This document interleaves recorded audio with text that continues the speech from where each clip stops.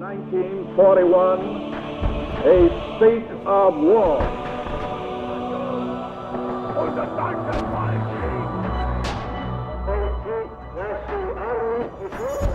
What General Vagon had called the Battle of France was over. The Battle of Britain is about to begin. We shall fight on the beaches, we shall fight on the landing grounds, we shall fight in the fields and in the streets, we shall fight in the hills.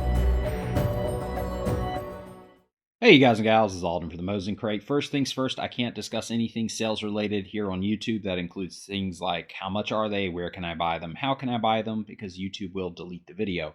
But if you just Google my username, the Mosin Crate, or go onto rumble.com and search for the Mosin Crate without any spaces, you'll find this same video on there where I can and do answer questions like that. So I highly suggest you check that video out. So these are Swiss K31 rifles. These were made from around 1933 all the way through the 50s. Most of these are probably going to be somewhere in the 30s to early 1940s when most of the production was done. These are going to be in 7.5 by 55. They are a straight pull bolt action gun, which is awesome. I love straight pulls. A simple reason they don't really make that many of them anymore is they're very expensive to produce. It's not a cheap design. So all of these are, I would say, good shooter grade condition. Some of them probably going to grade a bit higher than that, but I like to grade these based off the worst case examples. And good shooter grade condition just means there's more cosmetic wear to them. Functionally, they're all fully functional.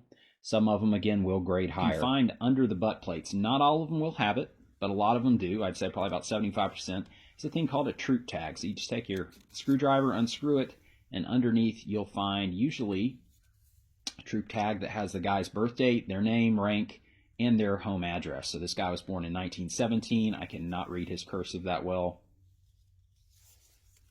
But what a lot of people do is they will unscrew the butt plate, they'll find this under there, and they'll actually reach out to that person. In this case, a lot of these guys are past because they're very old. They'd be in their 90s or 100s by now. But they'll reach out to the family and sometimes get a reply. Check out another one. This is that one that had that beautiful stock up there. I think this is the first one.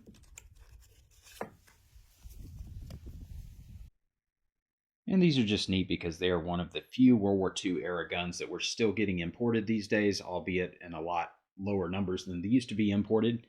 A lot of these will have a Swiss shield on the stock, a little emblem there, and then some of them, but not all, will have the Shoots and Fest stickers. Basically, Shoots and Fest are where people get together to competitively shoot. They're very, very big on that in Switzerland.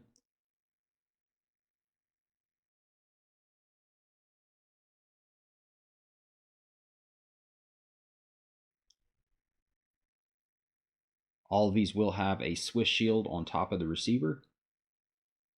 And some of them have more bluing wear than others. This one's probably middle of the road. That one we just looked at is probably one of the nicer ones.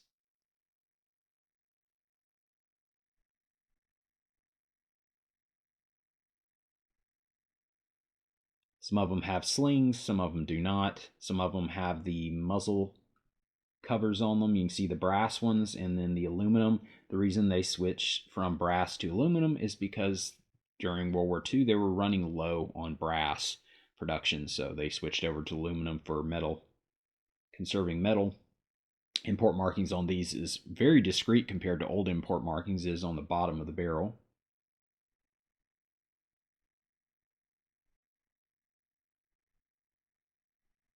And the sock is not included.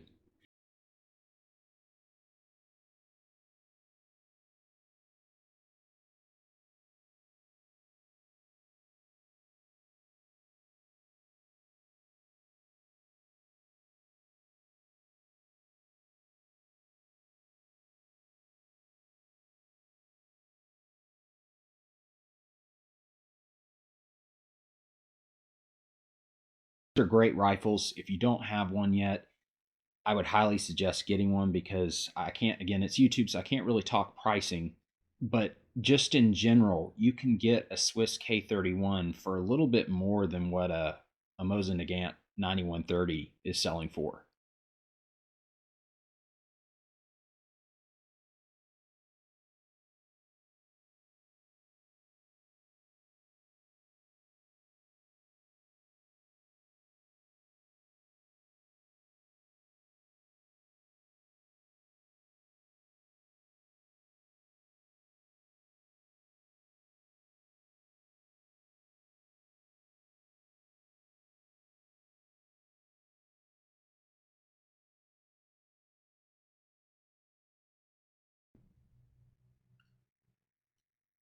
And so I've got some shooting footage here. This is going to be the last video I do on K31s for a while. Unfortunately, my source is dry after this.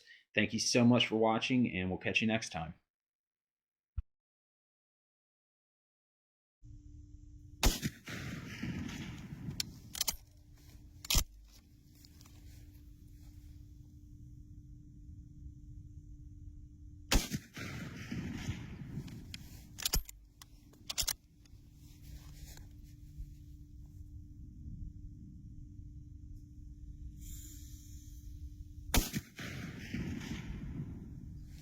Now, there's one thing that a lot of people complain about with these, and they say, oh, well, it's so expensive to shoot them because the 7.5 by 55 is $1.25 a round.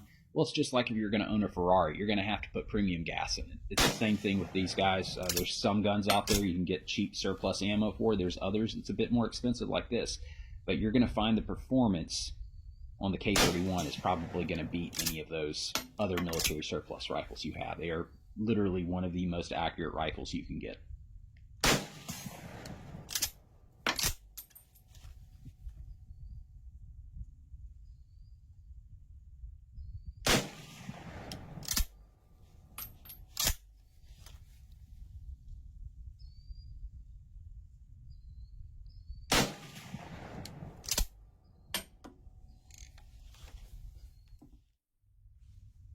Good?